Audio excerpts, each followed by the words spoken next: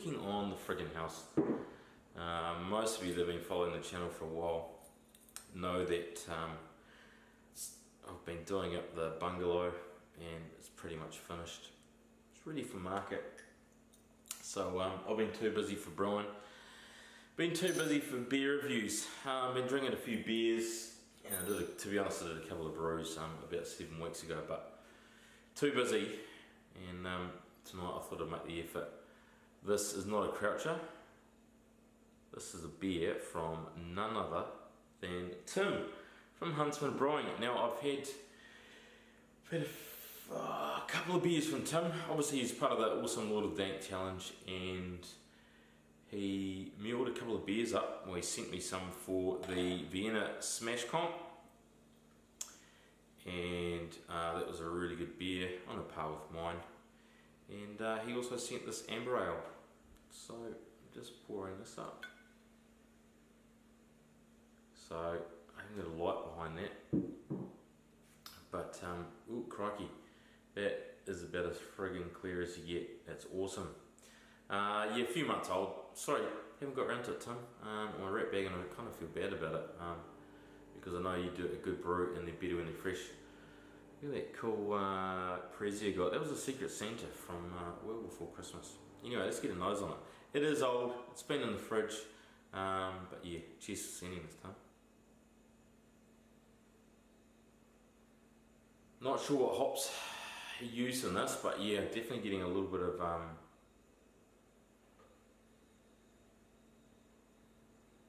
stone fruit, a little bit of lemon, a tiny bit of roast, fairly subdued, but as I say, I've been a bit slack in getting to this. I said before this was a gift. This is about my only remaining beer mug. Most of them have been smashed by the missus. Not deliberately, but yeah, not so careful with glasses.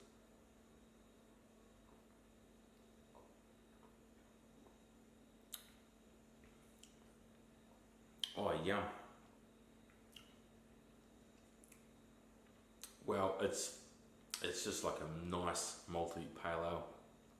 To be honest, I haven't had a lot of amber ales before. Some good hops through it, some nice malt, a little bit of roast there, and just what the doctor ordered on a very, very sweaty evening. So, man, it's good beer, Tim.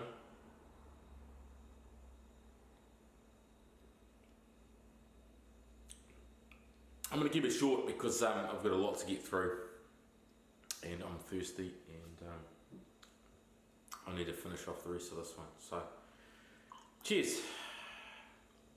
This will be part of a Homebrew Wednesday. Oh, Tim, what a beer, mate. Hops and malt, what more could you want? What are you going to do today, Nina? I don't know. Okay, what we're going to do is, you can see here, you're going to replace the roller in front of the boat. You can see there's a massive big groove in there where the chain's worn it, and that's because this has just been cut in half. So yeah, would normally be easy, but on this Stabicraft 389 you can see there's a piece of tube that's welded through it. So the plan is, we went down to dirty old Burnsco, we picked up a new bell roller, so it's a 49mm, which will What did you say, Daddy? just fit in there with a little bit of clearance, and we've got a stainless steel bolt, washers and a lock nut. So we'll see how we go. First job though, we're going to cut this bit of tube out. So there she is, surgery. Didn't do too bad a job of chopping that out. It is Ellie after all, so yeah, you can see she's out, and there's the remnants, just a piece of tube welded in. So yeah, we might scrap that. And the next step is to just match this diameter up to the 12mm bolt. Alright, jobs are good in. There she is. Rolls a bit smoother. There are some little mould lines on the inside of that urethane casting. so it does foul a bit. Plus, at some stage in its life, the old bell roller has had a bit of a knock on it, so I don't know if you can see that, but it's slightly on the piss. But job's good in, rolls nice and smooth, chain won't tear it up. It'd be a lot easier to pull the anchor up rather than trying to drag chain over a solid lump of alley. Anyway, cheers. Happy Homebrew Wednesday. I'm rocking my Emporium Brewing. I did a t-shirt swap with the Mighty Paul Finney from Emporium Brewing, so yeah, cool shirt. And some cool products. I managed to try quite a few of Paul's beers. Well, I've tried at least 2. So yeah, awesome. Anyway, speaking of trying beers, I've got another one from Gibbo this week. Young, well not so young, Chris Gibson from No Quarter Brewing. This is his Coconut Shy PA. So yeah, don't know a hell of a lot about this except that the Shy PA recipe from New to Homebrew Tom, and he used Gladfield malts, pretty much it. So anyway, I'm going to crack this and get this into the glass. Nice slow hiss there. Now, I've been sitting on this for a long time. Man, Chris was the first of us guys that sent beers over to New to Homebrew Tom. He was the first guy to actually get it bottled.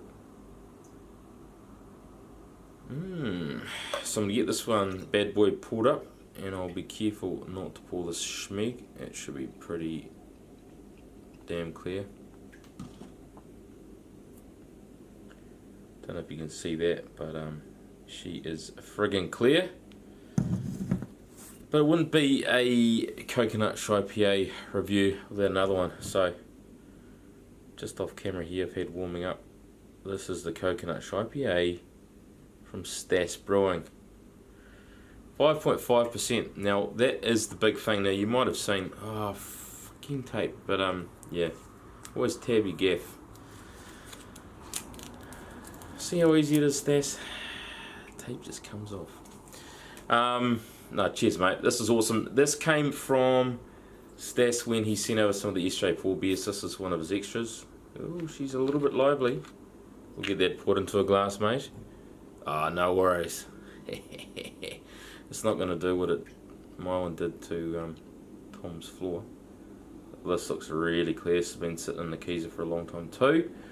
So anyway, what was I saying? Yeah, it's a special review. I've got 2 of them. Both little beers. School night, stinking hot out there. So yeah, cheers. We find ourselves double parked, double fisted, or whatever you say. 2 very clear beers. Stas's one is just condensed up. But yeah, like I said, these are fairly old beers. I just haven't got around to reviewing them, which is very remiss of myself. But I'm stoked to have them. Very similar colours. I'm not going to do an epic review because Stas has done one and Tom's done one. So I'm just really going to enjoy these because it's friggin' hot.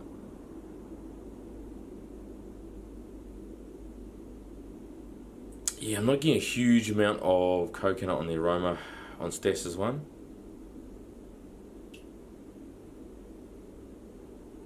I'm getting a little bit on Chris's one too. They're both older beers, so yeah.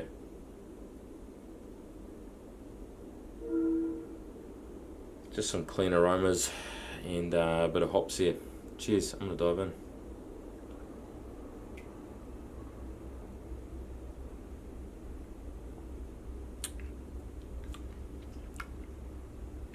What it didn't have on the aroma, it's got on the taste. Massive coconut there. Really, I don't know if you can see the lacing on there, but it is a very sticky beer.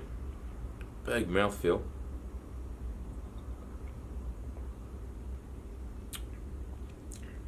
Fairly low carb. Oh geez, that's yummy. It's almost a little bit biscuity. Yeah, wow. Really good coconut aftertaste. Anyway, let's get into Stas's one.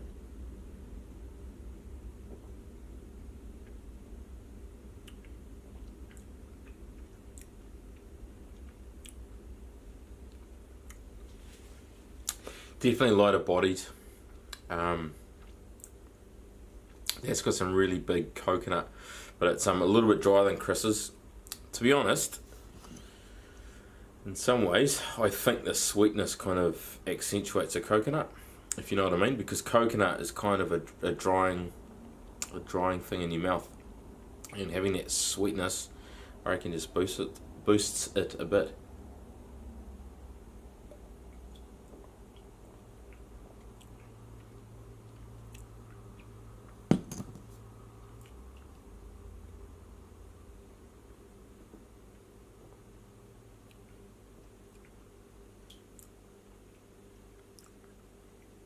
Still some good coconut there, and probably a little bit more hop, I reckon. This has got a bit more hop presence, so beautiful, beautiful beer there, Stas, and some really good lacing, right on the money with carb.